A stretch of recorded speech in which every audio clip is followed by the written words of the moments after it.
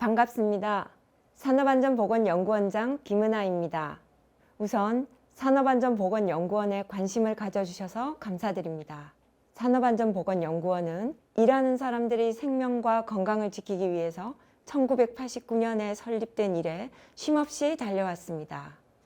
연구원은 엄격한 연구과제 주제 선정과 결과에 대한 엄격한 심사를 거쳐서 매년 80여 편의 연구보고서를 발간하고 있습니다. 또한 국가 승인 통계인 근로환경조사와 산업안전보건 실태조사를 조사 시기는 다르지만 3년 주기로 실시하고 그 결과를 활용해서 다양하고 유익한 학술활동으로 연결될 수 있도록 다각적인 방안도 마련하고 시행하고 있습니다. 따라서 그 일환으로 앞에서 언급한 이종의 조사 결과를 활용한 산업안전보건 논문 경진대회를 매년 개최하고 있으며 산업안전보건에 관심이 있는 많은 신진 연구자들께서 논문 경진대회에 참석하는 데 도움을 주고자 조사 문항의 구성과 의미 등에 대해서 세부적인 설명 자료를 동영상으로 제작하여 제공하게 되었습니다. 아울러 연구원에서는 산업안전보건에 관련된 국내 유일의 SCI 국제학술지인 쇼를 운영하고 있으니 산업안전보건에 관심이 있는 연구자들께서는 투고하셔서 유익한 논문들이 널리 공유되기를 희망합니다. 투고 방법이나 자세한 내용은 동영상 설명 자료를 활용하시면 논문 투고할 때 도움이 되실 것입니다.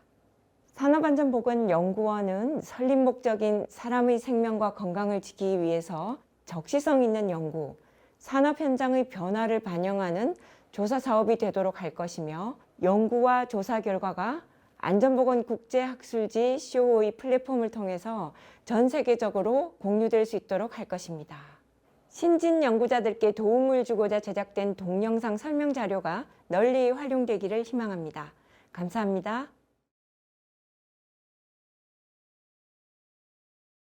반갑습니다. 저희 산업안전보건연구원에서 실시하고 있는 근로환경 조사에 대해서 이번 시간에 소개를 하고 그것들을 많이 활용하실 수 있도록 그 각 문항들에 대해서 설명을 드리고자 합니다. 저는 산업안전보건연구원 정책제도연구부에서 근무하고 있는 근로환경 조사하고 산업안전보건 실태조사 업무를 담당하고 있는 조윤호라고 합니다. 일단 그 질문 문항에 대한 구체적인 설명에 앞서서 먼저 논문 경진 대회를 먼저 좀 소개해드리고 싶습니다. 근로환경 조사와 산업안전보건 실태조사를 활용한 논문을 작성해서 그 논문 경진대회를 매년 개최하고 있는데요. 금년도에 제9회 논문 경진대회를 맞이하게 되었습니다. 그래서 6월 19일까지 논문을 작성해서 제출을 하신 논문을 대상으로 해서 시상을 하게 되는데 저희 그 홈페이지에 가셔서 참여 마당에 논문 경진대회에 들어가셔서 공지사항에 들어가시면 그 논문 경진대회에 대한 부분들을 확인하실 수 있습니다. 그 다음에 나중에 논문을 제출하시게 되면 이 논문 제출이라는 이쪽으로 들어가셔서 제출해 주시면 됩니다. 학생부하고 일반부로 구분해 가지고 실시를 하고 있고 학생부 같은 경우는 그 상금 200만 원의 노동부 장관상을 드리고 있습니다. 그래서 많은 학생분들 그 다음에 일반분들도 참여를 많이 부탁을 드리고요. 근로환경 조사하고 산업안전보건 실태조사 두 개의 자료를 이용해서 논문을 작성하시면 되는데 그 홈페이지에 보시면은 과거에 어떠한 논문들이 수상을 했는지도 확인해 보실 수 있습니다. 그래서 작년도 같은 경우에는 이제 36편의 논문이 출품돼 가지고 그 중에서 입상작을 선정을 했는데요. 그 7회 같은 경우는 뭐 50편 이상 논문이 제출되기도 했고요. 어떠한 논문 주제로 작성을 했는지 사이트를 통해서 한번 참고하실 수도 있겠습니다. 근로환경조사 저 연구 분야에 들어오셔서 근로환경조사에 보시면은 원시 자료를 다운로드 받으실 수 있습니다. 그 원시 자료 및 보고서에 들어가시면은 회원 가입 없이 과거 조사부터 그 근로환경조사 요 밑에 있는 산업안전보건 실태조사까지 그 저희 연구원에서 실시하고 있는 조사 자료에 대한 원시 자료를 다운로드 받으실 수 있고요. 자료는 SPSS, 세스, 스타타, 그다음에 뭐 엑셀 자료, 텍스트 파일까지 그 종류별로 다 제공을 하고 있습니다. 그래서 그 부분에 대해서 자료를 다운로드 받으신 다음에 논문을 작성하시고 출품하시면 되겠습니다. 많은 출품을 부탁드립니다. 이제부터 근로환경 조사에 대해서 설명드리겠습니다. 근로환경조사는 맨 처음에 저희가 연구원에서 도입을 하게 된 배경은 산업재해는 계속해서 지속적으로 감소를 합니다. 그런데 2000년도에 들어서 업무상 질병으로 인한 재해는 급속도로 증가를 하게 됩니다. 이 원인은 이제 근골격계 질환이 주된 원인이었는데요. 저희는 그 당시에 근골격계 질환에 대한 자료를 갖고 있지 못했습니다. 어느 집단이 위험 집단인지, 근골격계 위험에 대한 위험도는 어느 정도 있는지 이런 것들에 대한 파악이 되지 않은 상태였습니다. 그래서 저희가 조사를 한 결과 유럽의 EU 산하의 그 유로파운드라는 기관에서 근로환경 조사를 하고 있는데 거기에 인간과학적 위험 요인에 대한 조사를 하고 있다는 것을 알고 저희가 그 조사를 도입해서 근로환경 조사를 실시하게 됩니다. 그래서 2006년도에 저희가 1차 조사를 실시하게 되고요. 유럽 근로환경 조사의 항목을 가지고서 조사를 실시해서 10,000 가구로 출발한 것이 지금은 2020년도에 실시한 6차 조사에서는 50,000 가구를 조사를 하고 있습니다. 최근에 조사한 것이 2020년도인데요. 그래서 6차 조사를 위주로 오늘 설명을 드리겠고요. 그 조사가 2020년도에 조사를 실시해서 원래는 2020년도에 종결을 했어야 되는데 코로나로 인해서 조사가 원활하게 이루어지긴 어려웠습니다. 그래서 저희가 비대면 조사를 조금 확대하고 인터넷 조사나 뭐 종이 조사를 활용한 비대면 조사를 확대했음에도 불구하고 지연돼서 2021년도 4월에 조사가 완료가 되고 6월까지 그 최종 데이터를 만들어서 최근 2022년도 1월 달에 자료를 공표하게 되었습니다. 논문 경진대에 쓰실 때 6차 조사 자료를 이용하실 수 있게 되었고요. 한국의 근로환경 조사 대상은 만 15세 이상 취업자를 대상으로 합니다. 그 협원 추출을 위한 과거 추출은 2018년도에 한 통계청 인구주택 총조사 자료에서 그 협원을 추출하고 있고요. 그 15세 이상 취업자라고 하면 조사 시점을 기준으로 해서 지난 일주일 동안 수입을 목적으로 1시간이라도 일을 한 사람이 취업자로서 조사 대상이 됩니다. 그래서 이 조사는 근로자뿐만이 아니라 자영업자까지, 그다음에 무국가적 종사자까지 다 조사가 되는 조사고요. 전국 단위로 50,000 가구에서 1명씩 조사를 해서 50,000 명에 대한 조사를 실시합니다. 6차 조사 같은 경우는 55,538명이 조사가 되었고요. 아까 말씀드렸듯이 2020년도 10월부터 2021년 4월까지 현장 조사가 이루어졌습니다. 저희는 태블릿 PC를 이용한 조사를 원칙으로 하는데 이번 조사 같은 경우는 코로나 때문에 조사가 어려워서 인터넷 조사나 종이 설문지 조사를 병행했습니다. 아까 말씀드렸듯이 한국의 근로환경 조사는 유럽의 근로환경 조사를 벤치마킹해서 시작되었다고 말씀드렸는데요. 구글이라든지 사이트에서 EWCS로 키워드 검색하시면 바로 첫 번째 뜨는 게 유로파운드의 EWCS 자료입니다. 여기에 들어가시면은 다양한 자료들을 확인해 보실 수 있는데요.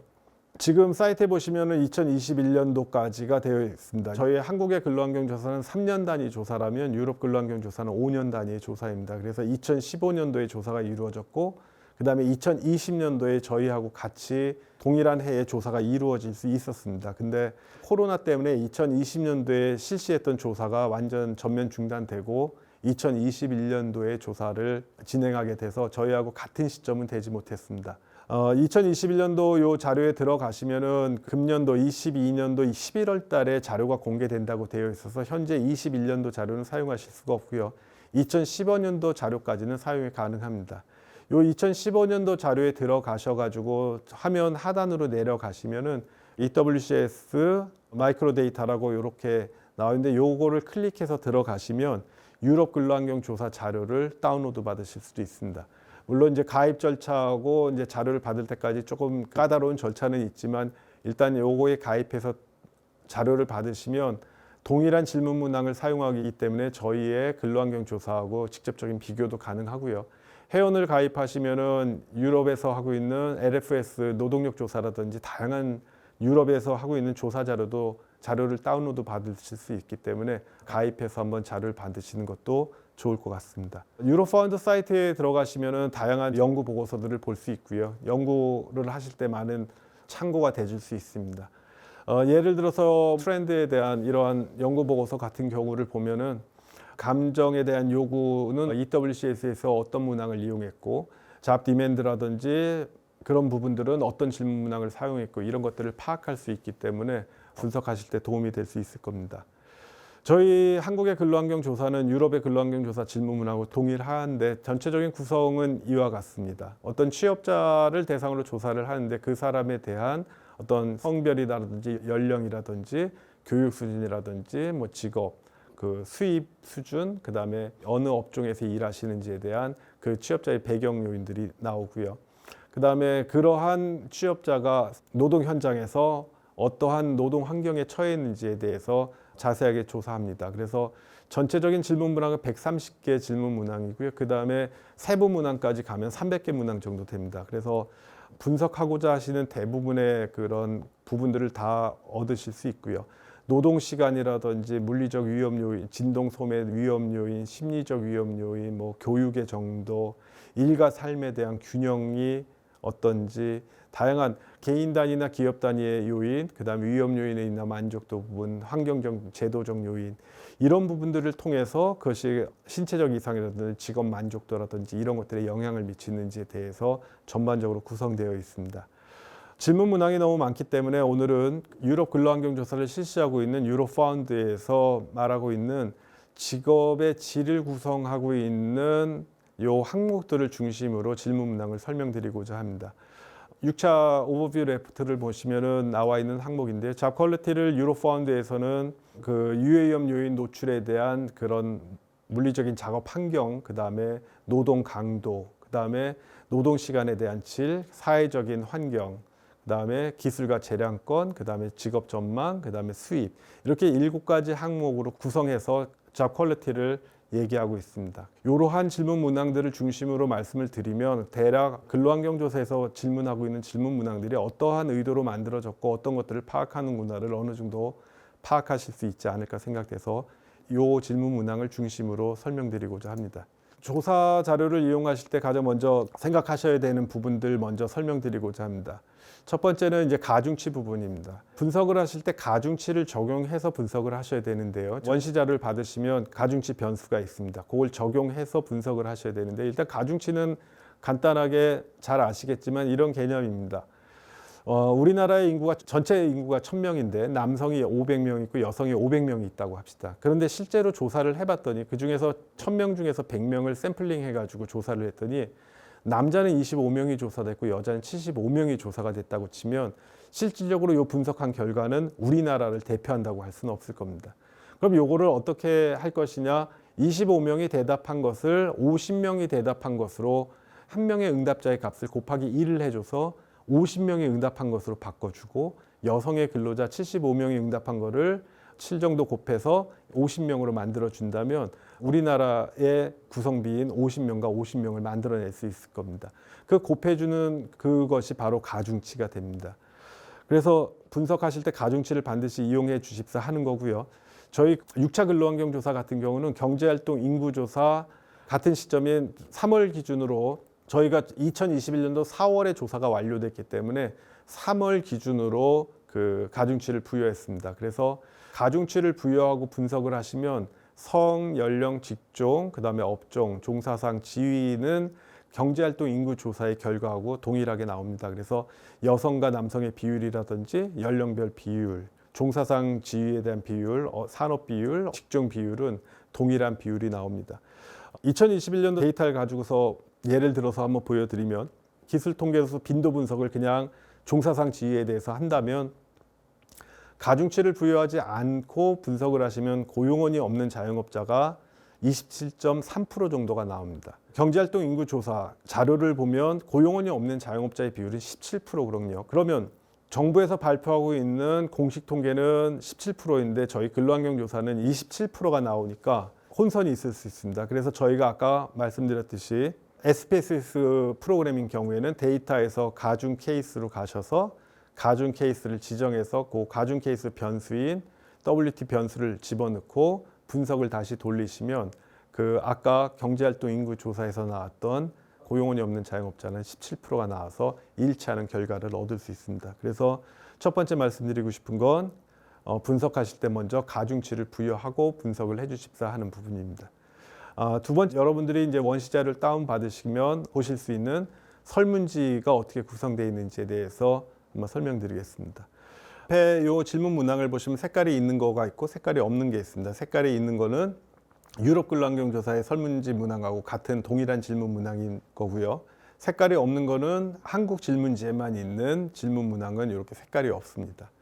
다음에 변수명이 표시되어 있고 그 다음에 옆에 있는 숫자들이 있습니다. 이 숫자는 2, 3, 4, 5, 6이 있으면 2차 조사, 3차 조사부터 6차 조사까지 포함된 질문 문항이라는 의미고요.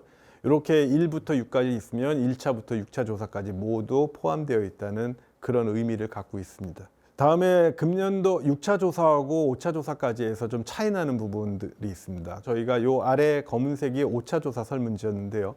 5차 설문지 같은 경우는 가구 주를 중심으로 해서 그 가구원을 파악하고 있습니다. 그러니까 응답자를 중심으로 해서 가구원을 파악하는 게 아니라 가구 주와의 관계이기 때문에 응답자가 아들인 경우에 여기에는 아들이라고 표현이 되지 본인이 아닙니다. 그래서 가구 주와의 관계가 되어 있던 것을 이번에는 바꿨습니다. 그 가구주 중심이 아니라 응답자 중심으로 응답자하고의 관계를 파악을 해서 아버지의 아들이 있다면 아들이 본인이 되겠고요. 그 아버지는 아버지라고 표현이 됩니다. 과거에는 아버지가 가구주시면 아버지가 가구주로 들어가고 응답자가 그 아들이라고 하는 거랑 좀 차이가 납니다. 그래서 유럽 근로환경 조사가 지금 저희가 변경된 형식으로 되어 있어서 저희도 마쳤고요.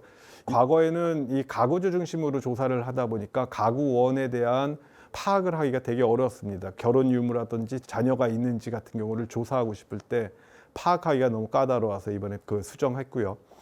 요 아래에 보면 이제 응답 대상자냐 아니냐 부분인데 저희 아까 설명드렸듯이 응답자는 15세 이상 취업자지 않습니까? 임금 근로자나 자영업자, 무급가족 종사자인 경우 당연히 응답 대상자고요. 일이 있기는 하지만 현재 육아나 질병, 사고로 인해서 일시 휴직 상태인 경우도 응답 대상자가 됩니다.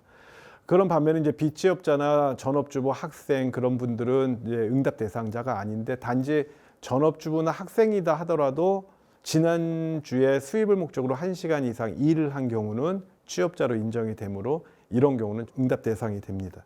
다음은 이제 분석을 하실 때 도움이 되실 수 있을 것 같아서 다시 말씀드리는 부분으로 일단 저희가 15세 이상 인구 중에서 취업자를 대상으로 조사를 하지 않습니까? 취업자는 다시 임금 근로자와 비임금 근로자로 구분할 수 있고요. 임금 근로자 같은 경우는 정규직, 비정규직, 그다음에 비임금 근로자 같은 경우는 어머니, 아버님 가게에서 일하는 이런 무급가족 종사자, 그다음에 자영업자는 고용원이 있는 경우, 고용원이 없는 경우로 구분할 수 있을 것입니다. 이 부분은 바로 설문지 문항에서 파악을 할 수 있으니까 그렇게 필요한 경우에 분석을 하시면 가능하고요.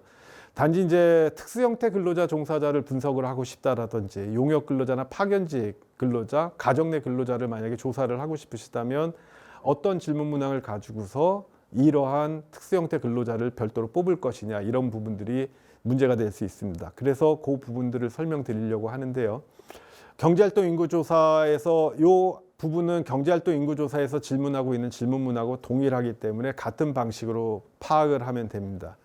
아까 그림에서 나왔던 한시적 근로자를 뽑을 때는 질문 7번 문항을 이용하고 시간제 근로자는 08번 문항 이런 식으로 요게 나와 있는 대로 자료를 뽑으시면 특수형태 근로자를 별도로 뽑고 싶으면 10번 문항에 1번을 응답한 분들을 추출해 내시면은 특수형태 종사 근로자만 별도로 분석을 하실 수 있습니다. 그래서 특수형태 종사자만 분석을 하시고자 하거나 그런 경우를 생각해서 이렇게 자료를 뽑으시면 된다라고 말씀드리겠습니다. 그 외에는 질문 문항에서 고용원이 없는 자영업자나 고용원이 있는 자영업자, 임금 근로자, 무급가족 종사자나 상용 근로자, 임시 일용 근로자는 별도 질문 문항에서 뽑으시면 됩니다. 근데 자영업자를 제외한 임금 근로자, 노동자만을 대상으로 분석을 하실 때는 질문 5번에 3번을 응답한 사람만 뽑으면 한 3만 명 넘게 나옵니다. 그 부분을 3만 명을 대상으로 해서 분석을 하시면 되겠고요. 임시 일용자하고 상용 근로자하고의 차이점이 있는지 같은 것을 보실 때는 질문 6번 문항을 이용하시면 되겠습니다. 다음으로 가끔 질문이 들어오는 것 중에서 Q3번하고 Q4번에 해당되는 이 3번 문항하고 4번 문항이 원시 자료에 없다라고 질문하시는 경우가 가끔 있습니다. 그 부분은 저희가 이 업종과 직종은 직접적으로 묻는 게 아니라 주관식으로 설문을 받아서 그것을 전문 코더분들이 다시 직종 분류하고 업종 분류를 하게 됩니다. 설문지에는 이렇게 주관식으로 되어 있지만 저희가 제공하는 자료에는 3번은 인더스트리 IND2 해가지고 IND 2번 변수로서 제공을 하고 있고요. 요 직종 같은 경우에는 OCC2 해가지고 요 변수로서 저희가 코딩을 하는 자료 자체를 제공하고 있습니다.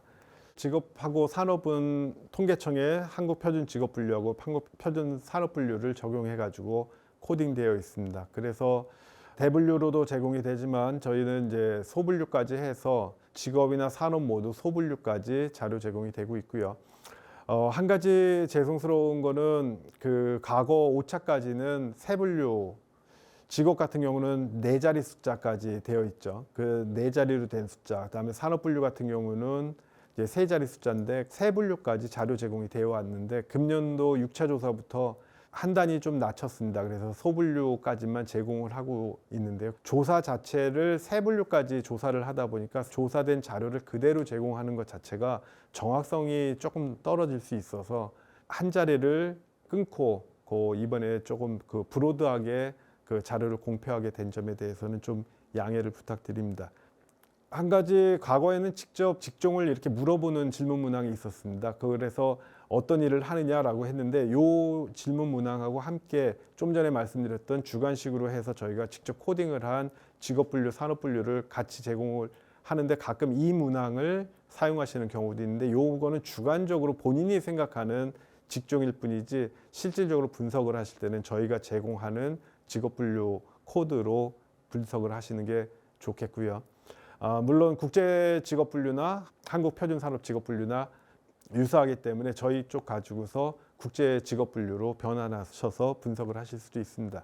질문 문항 중에서 이제 근로 시간에 대한 어떤 문항들이 있는지 한번 보겠습니다.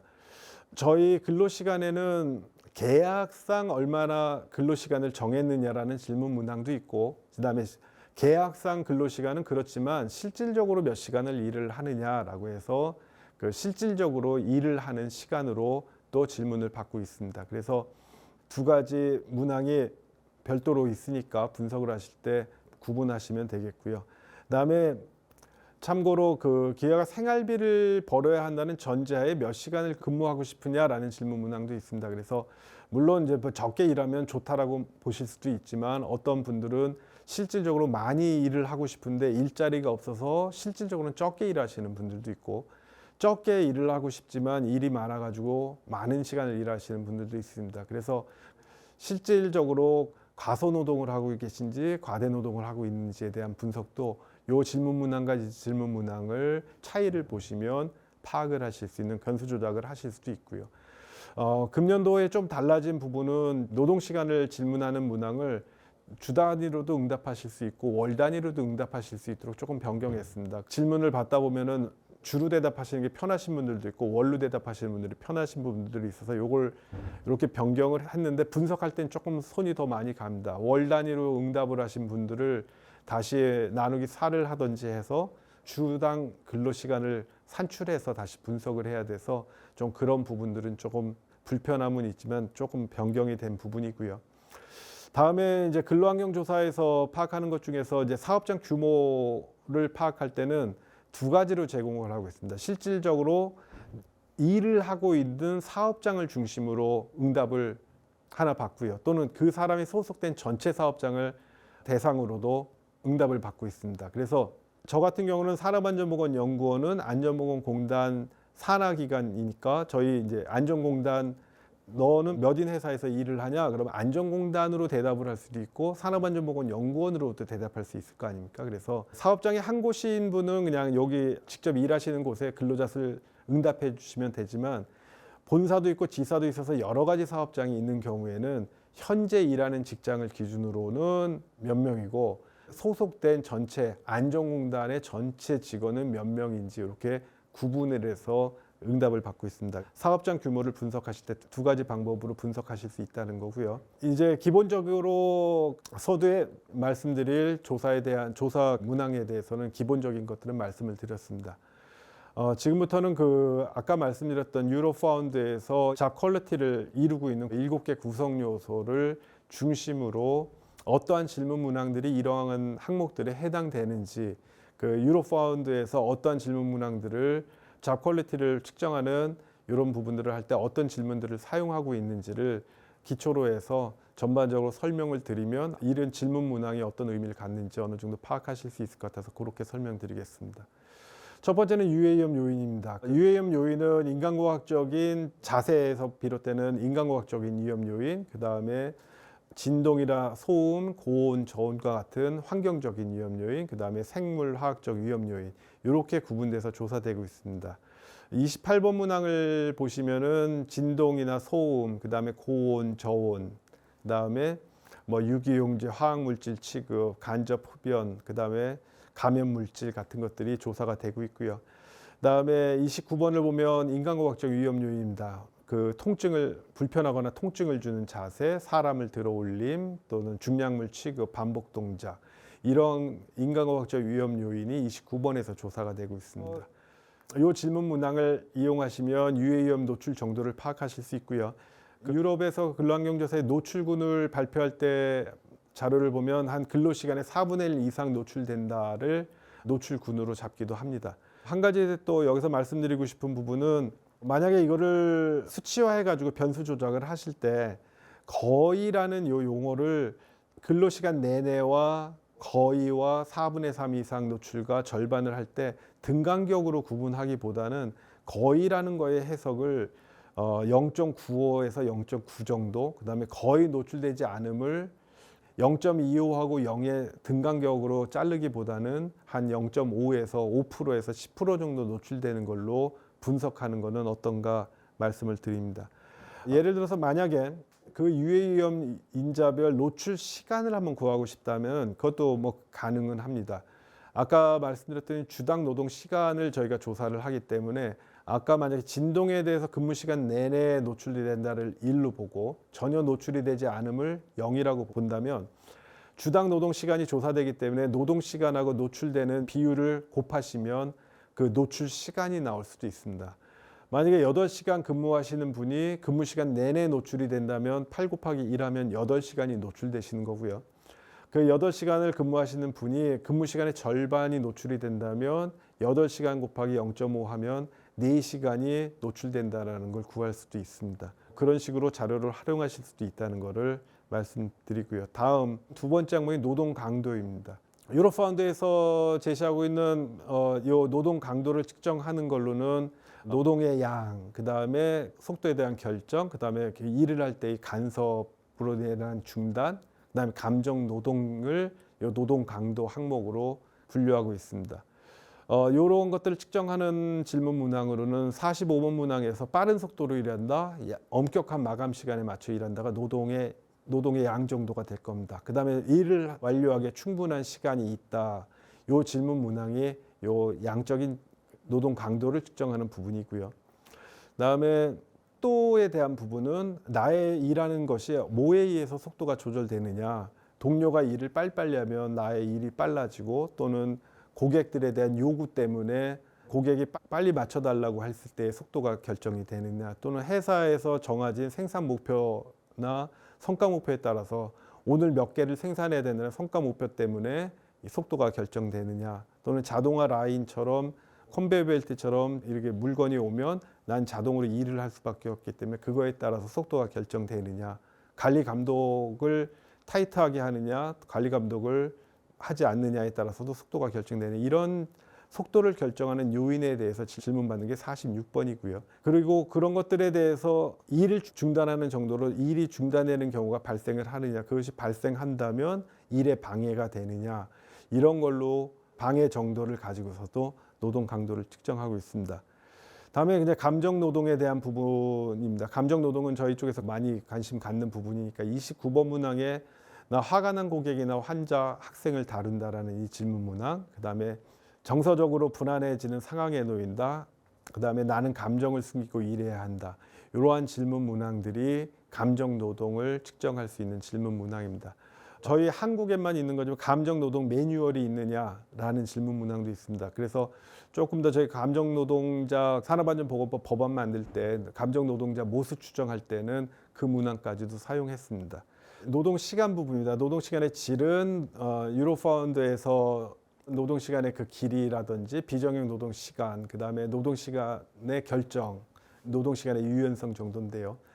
아까 만약에 장시간 노동이라든지 그런 위험군을 만약에 뽑겠다면 16번에서 아까 노동 시간 설명드렸던 실질적으로 몇 시간 일하는지에 대한 주당 노동 시간이 16번 이용할 수 있겠고요. 뭐 48시간 이상 근무하는 사람을 뽑거나 52시간 근로하는 자를 뽑을 수 있을 겁니다. 또 34번에 보면은 하루 10시간 이상 초과 근무하는 사람, 하루에 며칠이나 10시간 이상을 초과 근무했는지 나오는 이 질문 문항도 장시간 노동자하고 관련이 있는 문항이고요.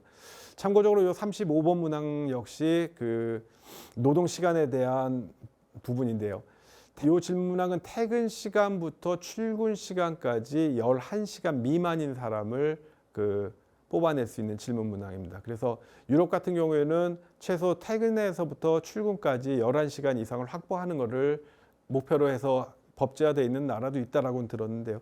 그 부분을 파악하는 부분입니다. 그래서 10시에 퇴근해서 8시에 출근을 한다면 10시간밖에 되지 않으니까 충분한 회복을 할 수 있는 충분한 시간을 갖지 못했다라고 사용할 수 있는 문항이 35번 질문 문항입니다. 그다음에 이제 비정형 노동 시간을 파악할 수 있는 것이 34번, 36번 질문 문항입니다. 뭐 밤 근무를 한 경우, 그다음에 일요일이나 토요일, 주말에 근무를 한 경우, 그다음에 교대 근무를 한 경우, 요 경우가 비정형적인 노동 시간이라고 볼 수 있겠고요. 교대 근무 같은 경우에 2조 3교대 뭐 이런 식으로 파악하지 않고 하루 단위 분할 교대, 교정 교대, 순환 교대 이런 식으로 파악을 하고 있습니다. 고정 교대 같은 경우는 어떤 경우를 말하냐면 오전 근무하시는 분은 1년 내내 오전 근무만 하시고 야간에 근무하시는 분은 1년 내내 야간 근무만 한다면 그것이 고정 교대에 해당되는 겁니다. 반면에 이번 달에는 오전반이었는데 다음 달에는 뭐 야간반이 되거나 이렇게 시간이 변경되는 경우는 요 순환 교대에 해당하는 경우고요.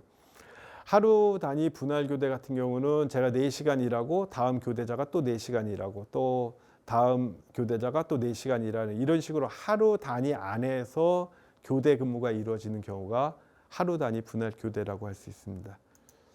노동시간의 결정입니다. 노동시간의 결정이 어떻게 결정되느냐. 그 회사에서 결정이 됐기 때문에 변경할 수 없는지 아니면 내가 자유롭게 결정할 수 있는지에 대해서 조사를 하는 부분이 38번 질문 문항이고요.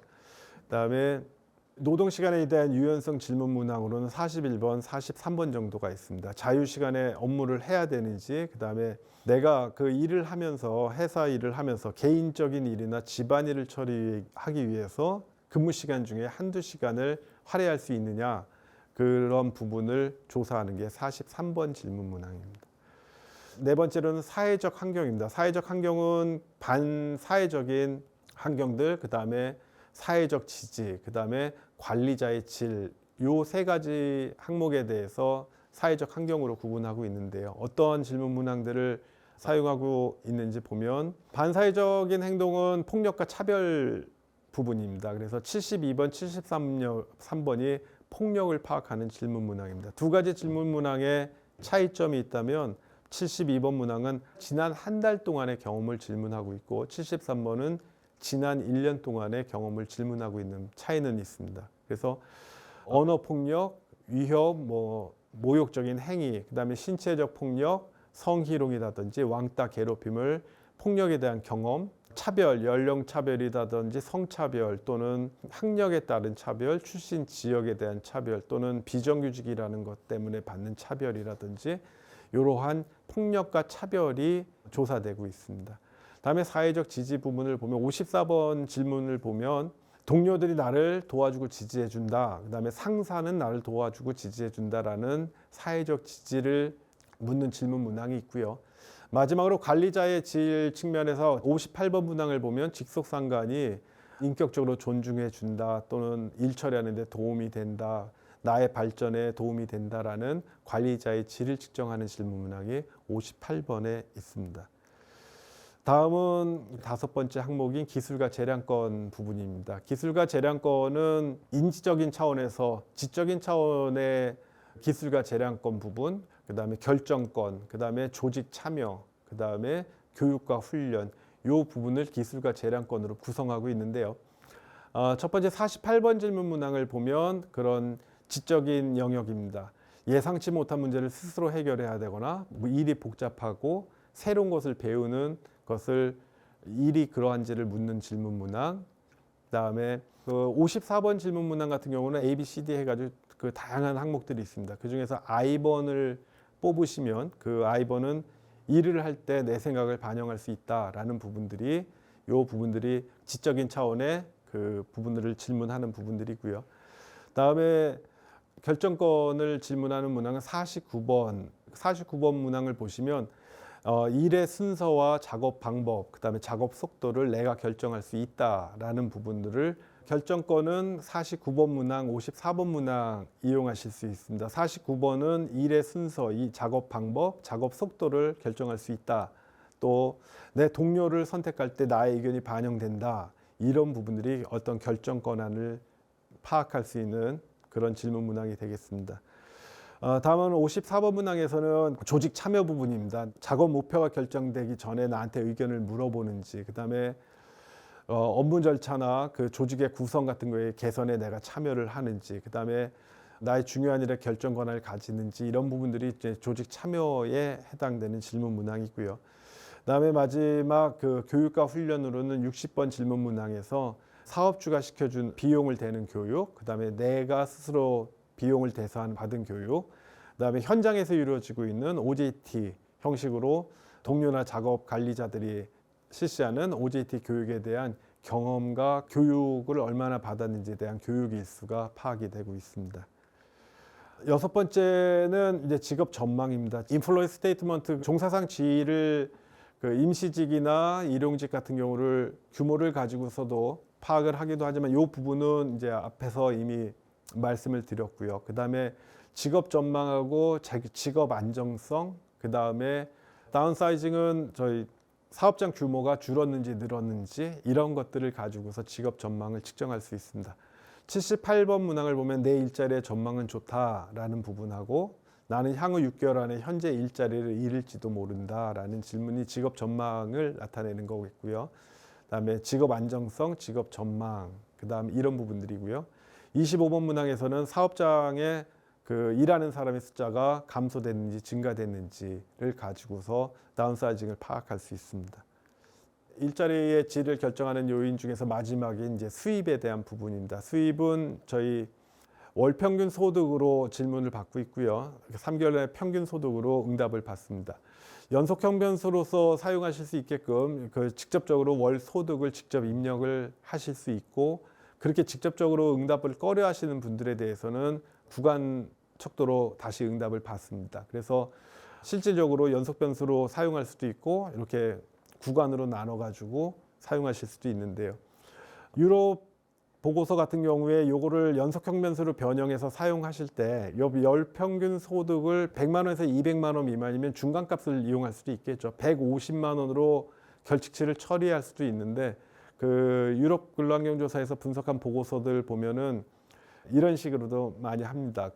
연속형 변수를 다시 요 구간별로 평균을 구합니다. 그러니까 여기서 뭐 50만 원이라고 40만 원 대답한 사람은 100만 원 미만 구간에, 그다음에 150만 원, 뭐 130만 원이라고 한 사람들은 요 두 번째 구간으로 구한 다음에 그 사람들에 대한 평균을 구해 갖고 요 구간에 대한 평균값을 결칙치로 사용하기도 합니다.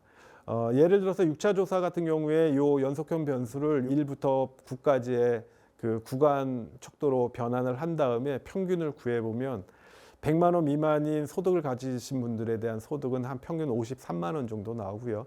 100만에서 200만 원 구간에 계신 분들의 평균은 149만 원, 뭐 이런 식으로 나옵니다. 그래서 요 값을 결칙치에다가 대체를 해서 연속형 변수로 만들 수도 있습니다. 6차 조사고 5차 조사를 평균치를 구해 보니까 거의 뭐 유사합니다. 100만 원 미만이 53만 원인 반면에 5차 조사는 54만 원이었고요. 뭐 별 큰 차이는 없습니다. 그리고 뭐 7구간에 해당되는 600만에서 700만 원 사이에 소득이신 분들도 613만 원에서 612만 원, 거의 비슷한 수준으로 소득은 파악됩니다. 그런 식으로 분석을 하실 수도 있다라고 말씀드리겠습니다. 지금까지 그 유로파운드에서 말하고 있는 잡 퀄리티, 양질의 일자리를 구성하고 있는 그 7가지 항목들에 대해서 어떤 변수, 어떤 질문 문항들을 이용해서 그런 항목들로 사용할 수 있는지에 대해서 대략적으로 살펴보았고요. 일의 질을 측정하는 문항들은 아니지만 이제 종속 변수를 주로 많이 사용하시는 취업자들의 건강 상태, 근로환경 만족도 관련된 문항들은 어떤 것들이 있는지 한번 살펴보고자 합니다. 67번 문항을 보면 귀하의 건강 상태, 주관적인 건강 상태를 질문하는 질문 문항이 있고요. 물론 의사분이 판정을 한 건강 상태는 아니기 때문에 객관성은 없습니다. 그러나 주관적인 건강 상태는 실질적으로 그 사람이 갖는 질병과도 연관성이 높다라고 되어 있기 때문에 종속 변수로 많이 사용하시는 주관적 건강 상태인 67번 문항이 있습니다. 68번 같은 경우는 만성질환을 측정하는 질문 문항으로 6개월 이상 지속되거나 지속될 것 같은 질병 또는 건강 문제가 있느냐라는 만성질환이 있는지를 파악하는 질문 문항이 있고요. 다음에 70번 문항 같은 경우는 건강상의 문제가 있는지를 구체적으로 질문하는 문항입니다. 그래서 요통이 있는지, 그 다음에 상지 근육통이 있는지, 하지 근육통이 있는지, 그 다음에 두통, 눈의 피로가 있는지, 불안감, 전신 피로가 있는지, 있다면 그것이 업무와 관련이 있다라고 생각하는지를 파악하는 게 70번 문항입니다. 근골격계 질환 쪽으로 많이 이제 연구하시는 분들이 이제 결과 지표로서 많이 쓰는 게 요통, 상지 근육통, 하지 근육통이고요. 요 변수 중에 하나라도 있으면 증상이 있는 걸로 변수 조작을 하시는 경우도 있고 또는 이 세 가지 항목을 합해가지고 정도로서 분석을 하시는 경우도 있습니다. 그 다음에 아까 위험 요인 노출 보면은 근골격 질환 유발하는 요인들이 있기 때문에 그거와의 관련성, 그 사이에 어떤 것들이 개입되면 증상을 완화시키는지 뭐 이런 것들에 대해서 분석하시는 경우 많이 있고요. 예, 다음은 74번 문항입니다. 74번 문항은 지난 1년 동안에 그러한 어떤 건강 문제로 인해서 결근한 날수를 연속 변수로 봤습니다. 총 결근한 날수를 다시 구분해서 사고로 인한 결근 날짜는 며칠이고 건강 문제로 결근한 날짜는 며칠인지를 다시 조사를 합니다. 다음에 75번 문항에서는 그 프리젠티즘 쪽 질문 문항인데요. 몸이 아픈데도 불구하고 나와서 일한 적이 있는지, 있다면 며칠이나 있는지를 조사하는 게 75번 문항입니다. 다음에 71번은 이제 그 수면 문제, 잠들기가 어렵다. 그 다음에 자는 동안 자주 깬다. 자고 일어나도 지치고 피곤하다라는 불면증 관련된 질문 문항이고요. 76번은 WHO5 질문 문항입니다. 잘 아시는 WHO에서 개발한 WHO5 그 웰빙 지수를 나타내는 질문 문항과 동일한 질문 문항인데요. 나는 즐겁고 기분이 좋다. 나는 차분하고 편안했다. 적극적이고 활기차다. 아침에 일어나면 상쾌하다. 뭐 흥미로운 일로 가득 차다. 동일한 질문 문항을 가지고서 항상 그랬다부터 전혀 그런 적이 없다로 질문을 받습니다. 이 부분 같은 경우는 항상 그랬다를 5점으로 그 다음에 전혀 그런 적이 없다를 0점으로 변환을 하면 전체 5점에 5개 질문하니까 25점이지 않습니까? 25점을 곱하기 4 해가지고 100점 만점으로 환산할 수 있고요. 주로 50점 미만이면은 우울증 증세가 있다. 그래서 의사를 만나보는 게 좋다. 뭐 이런 식으로도 많이 해석을 하죠. 그래서 WHO5 질문 문항이 이렇게 있고요. 그 다음에 간혹 다른 어떤 OECD 분석 보고서나 이런 데 보면은 요거를 정신건강을 측정하는 종속 변수로 사용하기도 하는 걸 봤습니다. 다음에 근로환경조사 만족도입니다. 기아의 근로환경에 대한 전반적인 만족도 정도를 파악하는 근로환경 만족도를 77번에서 질문하고 있습니다. 이상으로서 이런 변수들을 주로 종속 변수를 많이 사용하고 있는 질문 문항들이고요. 참고로 마지막으로 이제 뭐 기술 진보나 ICT 정보통신 기술이 많이 발달돼서 그런 것들을 파악하는 질문 문항들도 있습니다. 그 27번 문항을 참고적으로 보면 뭐 통신기기나 작업 방식의 도입이나 어떤 변화가 있었는지, 제품이나 서비스 도입이나 중대한 변화가 있었는지, 그러한 도입이 일을 하는 방식에 긍정적인 영향을 미쳤는지 부정적인 영향을 미쳤는지 이러한 질문 문항도 갖고 있고요.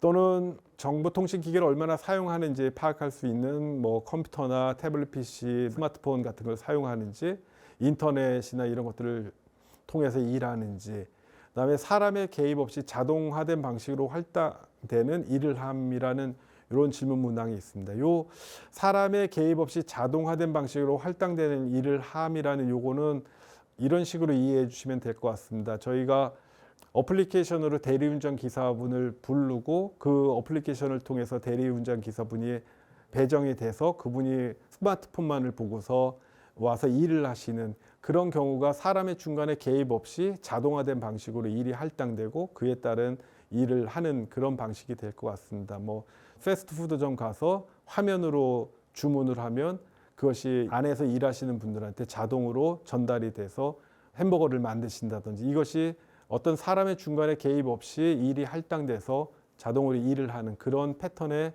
형식으로 이해하시면 될 것 같습니다.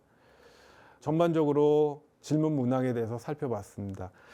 질문 문항이 300개가 넘기 때문에 그 한 개 한 개의 문항에 대한 의미, 한 개 한 개에 대한 설명을 드리기는 어려워서 유로파운드에서 말하고 있는 양질의 일자리를 구성하고 있는 항목들 중심으로 해서 어떤 질문 문항을 그런 항목으로 쓰면 된다라는 쪽으로 그렇게 설명을 드렸고요. 아마 어느 정도 그래도 이 질문 문항은 도대체 무엇을 질문하는 것인지 조금 감이 안 잡히던 부분들이 이렇게도 이용할 수 있겠구나라고 어느 정도 이해하시는데 좀 도움이 될 수 있었으면 좋겠다고 생각합니다. 일의 질을 결정하는 부분들에 대해서는 뭐 다양한 연구들이 있어서 유로파운드에서 말한 건 저렇게 분류를 했지만 다른 부분들도 많이 있고요. 또 지금 말씀드렸듯이 종속 변수하고 독립 변수로 이렇게 뭐 나눠서 쓸 수도 있지만, 지금 대부분의 그 연구하신 논문들을 다 살펴보면 종속 변수하고 독립 변수 간에 구분이 없습니다. 어떤 것들이 독립 변수로 쓰던 게 종속 변수가 될 수도 있고요. 뭐 종속 변수로 쓰던 게 독립 변수로 쓰이기도 해서 연구를 어떤 식으로 주제를 잡고 어떻게 접근하느냐에 따라서 그것은 다양하게 사용될 수 있을 것 같습니다.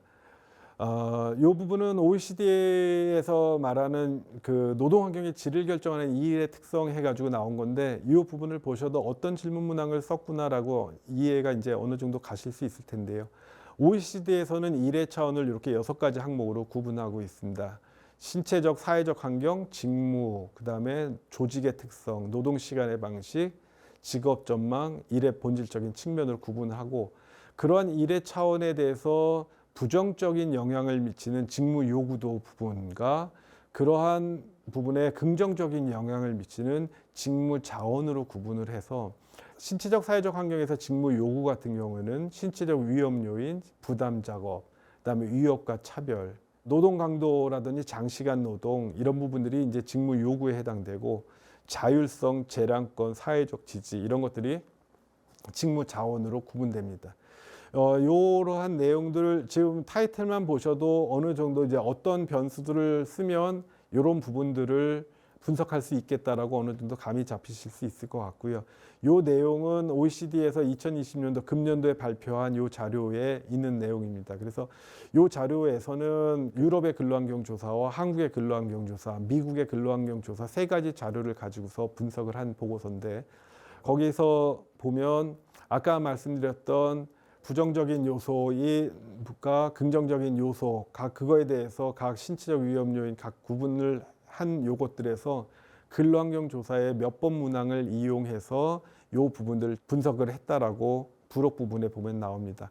지금까지 설명드리신 부분하고 큰 차이는 없습니다. 그 유로파운드에서 구분한 잡 퀄리티를 측정한 거나 요 OECD에서 분석을 한 프레임이나 거의 유사하게 그 문항들을 보면 이해하실 수 있을 겁니다.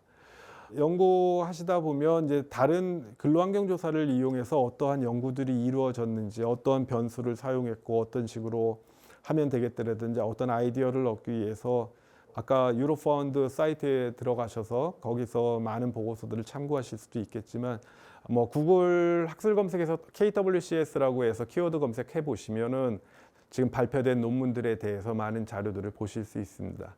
KWCS로 검색해 보니까 뭐 노이즈하고 바이브레이션, 그러니까 소음하고 진동에 대한 노출하고, 아까 두통하고 아이스트레인 쪽 아까 그 변수들이 있었죠. 그거하고의 관계를 4차 근로환경 조사를 이용해 가지고 사용한 논문도 있고요.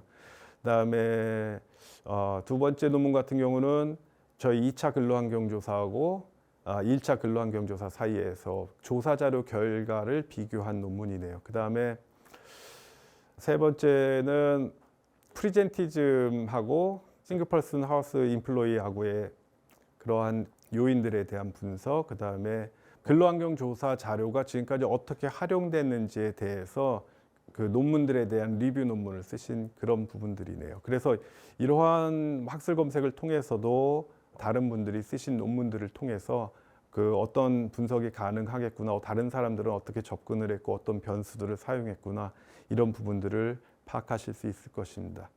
유로파운드 사이트에 들어가셔서도 보고서들을 보면 그 다양한 분석 방법들에 대해서 어느 정도 파악하실 수도 있는데요. 유로파운드에서 발간한 보고서들을 보면 나와 있는 프레임워크입니다. 그 기술의 사용이 결국 어떠한 일과 관련된 건강이나 헬스나 웰빙에 영향을 미칠 것이다라는 것들을 보여주면서 건강에 영향을 미치는데 그 중간에 조직의 영향들이 존재할 수 있겠죠. 조직의 자율성이라든지 팀워크라든지 그다음에 뭐 노동 시간의 유연성이라든지 이러한 것들이 조직적인 요인이 작용을 하고 그다음에 노동 강도라든지 그다음에 교육과 훈련이라든지 그다음에 위험 요인들 이러한 작업 환경들이 영향을 미쳐서 결국 그 어떠한 건강 문제를 야기할 수 있다라는 전체 프레임을 보실 수도 있는데 뭐 여기서 종속 변수로 쓴다면 스트레스 그 질문 문항에 오늘 설명은 안 드렸지만 스트레스에 관련된 질문 문항들도 있습니다. 그다음에 근골격계 질환에 대한 증상들, 상지근육통, 하지근육통, 그다음에 요통 뭐 이런 것들이 있을 수도 있고요. 그다음에 직업 만족도를 마지막 종속 변수로 사용한 것 같습니다. 그다음에 그 개인적인 요소인 그 직종이라든지 교육 수준 이런 것들이 통제 변수로 사용되면 프레임워크입니다. 다음 예시는 어떠한 그 인플로이 타입에 따라서 건강 문제에 영향을 미칠 것이다. 그런데 그런 데에는 워킹 컨디션이 작용을 할 때고, 그다음에 개인적인 연령이나 성이 그 중간에 개입을 할 때고, 그다음에 회사 차원의 그러한 조직적인 요인들이 영향을 미쳐서 건강상의 문제를 야기할 수 있다. 뭐 이런 부분들에 대한 차이가 있다. 뭐 이 정도를 분석하는 그런 내용입니다. 또 유로파운드의 보고서에 보면은 어떠한 질문 문항, 어떤 것들을 나타내는 질문 문항이고 그것들에 대한 서로의 관계에 대해서 구조방 형식처럼 나타난 보고서도 있습니다. 요 하나를 다시 띄어서 살펴보면은 그 유해 위험 요인들을 구성하는 질문 문항들이죠. 그 환경적인 요인으로서 고온, 저온 이런 환경적인 요인들, 그다음에 그 근골격계 질환 유발하는 뭐 중약물 작업이라든지 반복 작업이라든지 이러한 신체적인 거에 영향을 미치는 질문 문항들, 그다음에 생물 화학적인 그 위험 요인들을 건강 문제를 야기하고 뭐 그런 건강 문제가 다시 나타나고 이러한 구조방역식처럼 이렇게 나타난 이러한 분석들에 대해서도 보실 수 있습니다. 지금까지 말씀드린 것들은 각 이제 근로환경조사의 각 질문 문항들에 대해서 설명을 드렸고요. 그 다음에 그런 것들을 어떻게 분석을 하실지 지금 말씀을 드린 거는 어떤 항목별로 이런 문항들을 사용할 수 있다, 이런 것들이 어떤 의미를 갖는다라는 측면에서 말씀을 드렸지만 연구자분들께서 생각하시기에 얼마든지 반드시 그 문항을 그쪽에만 쓸 이유는 없고요. 연구자분들께서 생각하시기에 그 모델을 만들어서 얼마든지 분석 가능하십니다. 그래서 많은 분들이 저희 근로환경조사 자료를 많이 이용들을 해주셨으면 좋겠고요. 그 다음에 앞에서 말씀드렸던 논문 경진대회에도 많은 참여를 부탁드리면서 오늘 그 설명을 마칠까 합니다. 예, 감사합니다.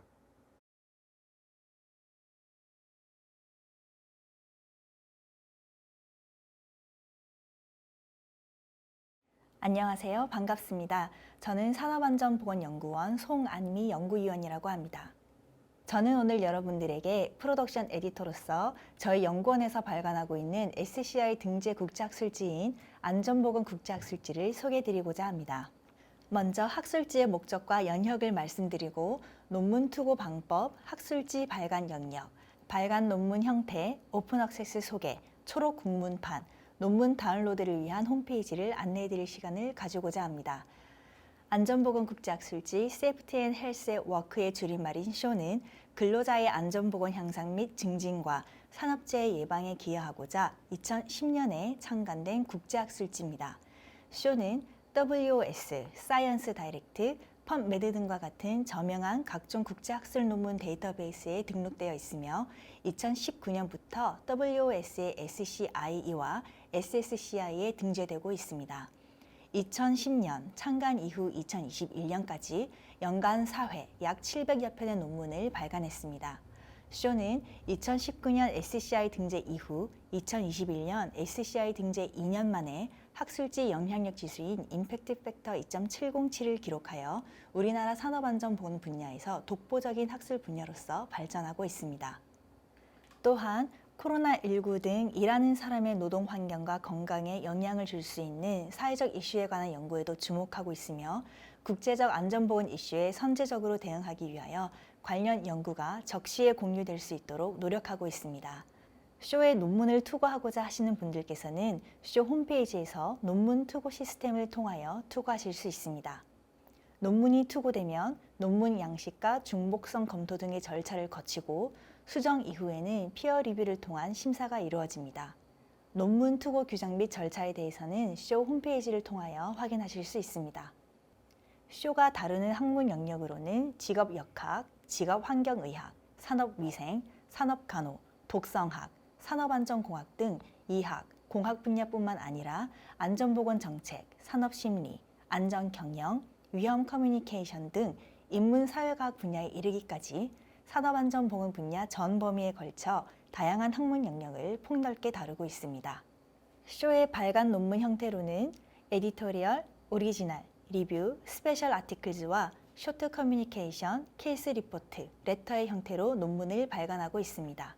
나아가 전 세계 연구자들의 연구물에 대한 접근성을 최적화하기 위하여 논문 투고와 열람 및 활용을 무료로 운영하는 오픈 액세스 방식을 채택하고 있습니다. 이를 통하여 신진 연구자와 개발도상국가 등 다양한 국가의 연구자들이 연구 결과를 적극적으로 공유하고 활용하여 일하는 사람들의 건강을 보호하고 사고로부터 안전할 수 있는 연구 기반 조성에 기여하고 있습니다. 산업안전보건연구원은 일하는 사람들과 다양한 사회의 모습을 여러 각도로 조명하고 연구하는 데 노력하고 있습니다. 이 일환으로 국내의 안전보건 분야 연구 결과 공유 및 국내 신진 연구자, 전문가의 참여를 촉진하고 정책 수립 및 연구 활성화와 후속 연구 발굴, 그리고 공공기관의 연구원으로서 사회적 책임을 다하고자 2021년부터 발간된 논문 중 50여 편의 논문을 선정하여 영문 초록을 국문으로 소개하는 초록 국문판 3개인의 안전보건을 발간하고 있습니다. 투고된 논문은 쇼 홈페이지를 통하여 상시 열람 및 다운로드가 가능하도록 운영하고 있습니다. 초록 국문판은 산업안전보건연구원 홈페이지에서 확인하실 수 있습니다. 저희 산업안전보건연구원 안전보건 국제학술지 쇼는 우리나라 안전보건 분야 최고의 전문성을 가진 국제학술지로서 활발한 연구활동을 통하여 앞으로도 우리나라 그리고 세계에 일하는 사람의 안전과 보건을 보호하고 산업재해 예방에 기여할 수 있도록 노력하겠습니다. 감사합니다.